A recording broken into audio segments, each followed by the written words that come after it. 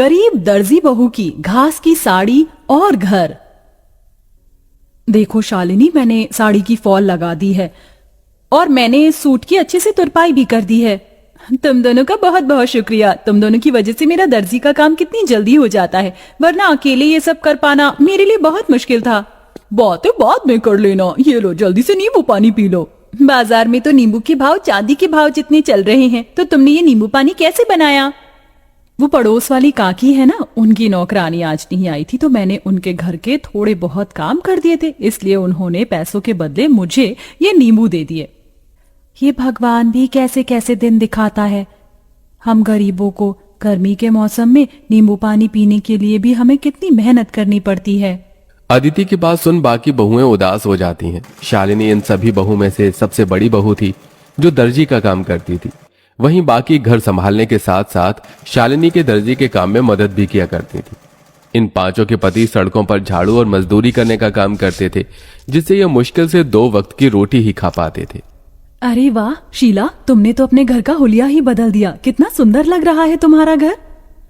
वो तो अच्छा लगेगा ही ना, पूरे 1 लाख रुपए जो लगाए हैं घर के रेनोवेशन और पेंट में। वैसे मेरे ख्याल से तुम पांचों को भी अपनी ये बाबा आदम के जमाने की गुफा को रेनोवेट करवाना चाहिए। न जाने इतनी गर्मी में तुम लोग इस गुफा जैसे घर में कैसे रहते हो। खिड़की दरवाजे तो ऐसे हैं कि अगर किसी का हाथ लग गया तो वहीं टूटकर गिर जाएंगे। पांचों बहू की घर की बेइज्जती करके घमंड दिखाते हुए शीला अपने घर के अंदर चली जाती है। अपने घर की इतनी बेइज्जती होता देख पांचों बहुओं को ही काफी दुख होता है। अरे बाप रे बाप, ऐसा लग रहा है कि धरती लोक पर नहीं बल्कि सूर्य ग्रह पर पहुंच गया हूं। कितनी गर्मी है। इतनी गर्मी में गुफा में सोओगे तो गर्मी नहीं तो क्या ठंड लगेगी? क्या गुफा? और नहीं तो क्या, ये गुफा क्या आप लोगों को घर दिखाई देती है? शादी को इतना समय हो गया है लेकिन हम एक ढंग के किराए के मकान में भी नहीं रह सके। कभी कभी तो लगता है इस गुफा जैसे घर को छोड़कर जंगलों में चले जाऊं और वहीं रहूं। याशिका की बातें सुन सभी लोगों को इस बात का एहसास तो होता है, लेकिन अपनी गरीबी और लाचारी देखते हुए वो कुछ नहीं कहते और ऐसी गरीबी में उनके दिन बीतने लगते हैं।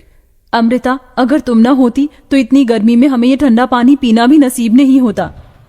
जमीन ठंडी रहती है ना, इसलिए मैंने पानी के मटके रखना शुरू कर दिया था ताकि कड़ी से कड़ी गर्मी में भी हमें ठंडा पानी मिल सके। कल रात थोड़ी बहुत चैन की नींद नसीब हुई थी। वैसे ये कपड़ा गीला कर ओढ़ कर सोने का आइडिया सच में कमाल का निकला। अब तो मैं रोज ऐसे ही सोऊंगी। पांचों बहुएं हमेशा अपने ऐसे छोटे मोटे जुगाड़ से गर्मी से थोड़ा बहुत बैक लिया करती थी। शालिनी देखो ना, मेरी साड़ी फिर से फट गई, इसे सिल दो। कितनी बार एक ही साड़ी को बार बार सिलकर पहनेंगे? जब से शादी हुई है तब से लेकर आज तक एक भी साड़ी नहीं पहनी है। वही 2-3 साड़ियों को सिल कर ही पहन रहे हैं। अदिति इतना बोल ही रही होती है कि तभी उन्हें बाहर से साड़ी वाले की आवाज आती है, जिसे सुन पांचों बहुएं जैसे ही बाहर आती हैं। अरे भाई साहब, ये नीली वाली साड़ी दिखाइए। अरे बहन जी, आप लोग वहां क्यों खड़ी हैं? देखिए, मेरे पास एक से बढ़कर एक साड़ियां हैं। बनारसी, सूती, लखनवी, जरी वाली।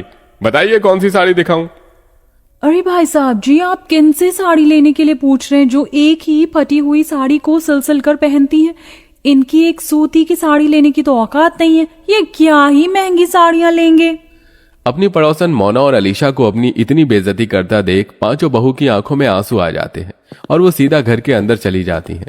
पांचों बहुएं इस गर्मी और गरीबी से परेशान हो चुकी थीं। पांचों बहुएं आंगन में बैठ एक दिन झाड़ू बर्तन कपड़े कर रही होती हैं कि तभी अचानक जोरों से हवाएं चलनी शुरू हो जाती हैं। लगता है बहुत जोरों से तूफान आने वाला है। चलो जल्दी घर के अंदर चलते हैं। पांचों बहुएं जैसे ही घर के अंदर जाने लगती हैं कि तभी तेज आंधी की वजह से उनके घर की छत उड़ जाती है और साथ ही साथ उनके घर की दीवारें भी टूटकर बिखर जाती हैं। हे भगवान, ये तूफान गांव में नहीं बल्कि हमारी जिंदगी में आया। अब हम लोग कहाँ रहेंगे? अपने घर के टूट जाने की वजह से पांचों बहुएं बहुत रोती हैं। शाम होते ही इन सब के पति घर आते हैं और ये सब नजारा देख उन्हें भी काफी दुख होता है, जिसके बाद अब वो सभी सिर छुपाने के लिए जंगल की तरफ बढ़ते हैं और एक बड़े से पेड़ के नीचे बैठकर अपनी रात वहीं गुजार लेते हैं। जहां ये सभी लोग रहते थे वहां पर एक बड़ी सी नदी भी बनी हुई थी जो तूफान की वजह से काफी गंदी हो गई थी, जिसे देख पांचों उस नदी की सफाई करते हैं और ऐसे ही उनके कई दिन गुजर जाते हैं। कभी कभी तो मन करता है इसी नदी के अंदर कूदकर जान दे दूं, कम से कम इन चीजों से छुटकारा तो मिलेगा। अमृता, ये तुम कैसी बातें कर रही हो? जिंदगी का तो नाम ही संघर्ष है, हम लोग ऐसे हार नहीं मान सकते।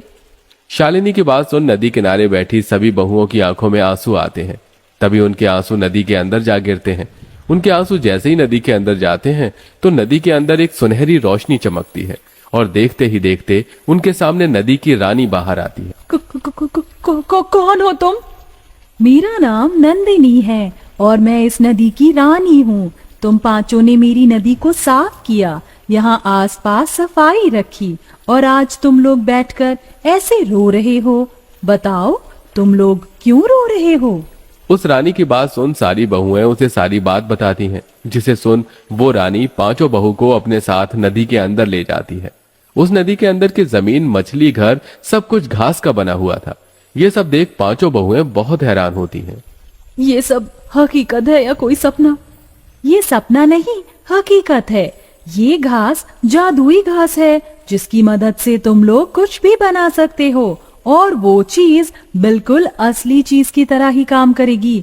तुम लोग चाहो तो यहाँ से ढेर सारी जादुई घास ले जा सकते हो। नदी की रानी, आपका बहुत बहुत। पांचों बहुएं उस जादुई नदी के अंदर से ढेर सारी जादुई घास लेकर आती हैं और सबसे पहले उन जादुई घास से अपना घर बनाने लगती हैं। क्या इस घास से हम लोगों का घर बन पाएगा? ये मामूली नहीं, जादुई घास है। नदी की रानी ने कहा था कि इस घास से बनी हुई सभी चीज असली चीजों की तरह ही काम करती है। क्या पता ये घास का घर भी हमारा असली घर हो। पांचों बहुएं कुछ घंटे के अंदर एक बहुत बड़ा सा घास का घर तैयार कर देती हैं, जिसमें वो पांचों अलग अलग कमरे भी बनाती हैं। साथ ही साथ वो बाथरूम और रसोई घर भी बनाती हैं, जिसमें घास का चूल्हा, घास के बर्तन और कमरों में घास का पलंग, कुर्सी। जादुई घास होने की वजह से सारी चीज असली चीजों की तरह बिल्कुल मजबूत हो चुकी थी। मुझे तो यकीन ही नहीं हो रहा कि हम लोग अपने घर के अंदर खड़े हैं, वो भी एक ऐसा घर जो असली घर से भी ज्यादा मजबूत और अच्छा हो। अब तो हम यहाँ आराम से रहेंगे। जादुई घास होने की वजह से हमारा ये घास का घर भी कितना ठंडा है। अब तो यहाँ हमें बिल्कुल भी गर्मी नहीं लगेगी। पांचों बहुएं अपने अपने पतियों के साथ आराम से घर में रहती हैं और ऐसे ही कुछ दिन गुजर जाते हैं। सच में अब तो हद हो गई है। मन कर रहा है ये बची कुची साड़ी ले जाकर फेंक दूं। क्या हुआ अदिति, तुम इतने गुस्से में क्यों हो? गुस्सा ना करूं तो खुशी के मारे नाचूं। उस दिन तुमसे साड़ी सिलवाई थी, देखो आज फिर से ये साड़ी फट गई। अदिति की बात सुन शालिनी के मन में एक ख्याल आता है, जिसके बाद शालिनी दोबारा उस जादुई नदी के अंदर जाती है और वहां से ढेर सारी जादुई घास लेकर आती है और अपनी सिलाई मशीन पर बैठकर कुछ घंटे के अंदर ही घास की बनी हुई 5 साड़ियां तैयार कर देती है। साड़ियों के बॉर्डर पर वो तरह तरह के फूल भी लगाती है, जिसके बाद अब जैसे ही पांचों बहुएं उस घास की साड़ियों को पहनती हैं, इस घास की साड़ी को पहनकर तो ऐसा लग रहा है कि मानो जैसे मैंने रुई की साड़ी पहन रखी हो। अब इन घास की साड़ियों में हमें बिल्कुल भी गर्मी नहीं लगेगी और हम आराम से रहेंगे। पांचों बहुएं उस घास की साड़ियों को पहनकर काफी खुश होती हैं। जिस तूफान से इन पांचों का घर टूटा था, उस तूफान में गांव में और भी कई लोग थे जो बेघर हो गए थे। ये सब देख पांचों बहुएं उन लोगों के लिए जादुई घास से घर बनाती हैं। अरे आप लोग तो हमारे लिए देवी हो। जो चीज सरकार और अमीर लोग न कर सके वो आपने कर दिया। आपका एहसान हम कैसे चुकाएंगे। जादुई घास के घर बनाने के साथ साथ पांचों बहुएं गरीब औरतों के लिए घास की साड़ियां भी बनाती हैं, जिन्हें वो काफी सस्ते दामों में बेचती हैं। बरसों से सपना था कि सूती की साड़ी लूंगी, लेकिन हमेशा पैसों की कमी की वजह से ना ले सकी।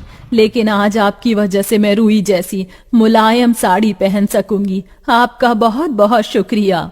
जरूरतमंदों की मदद कर पांचों बहू काफी खुश थीं। वो घास की साड़ी बेचकर थोड़े बहुत पैसे भी कमा लिए थे, जिनको अब वो बुटीक में लगाती हैं और बुटीक खोलती हैं।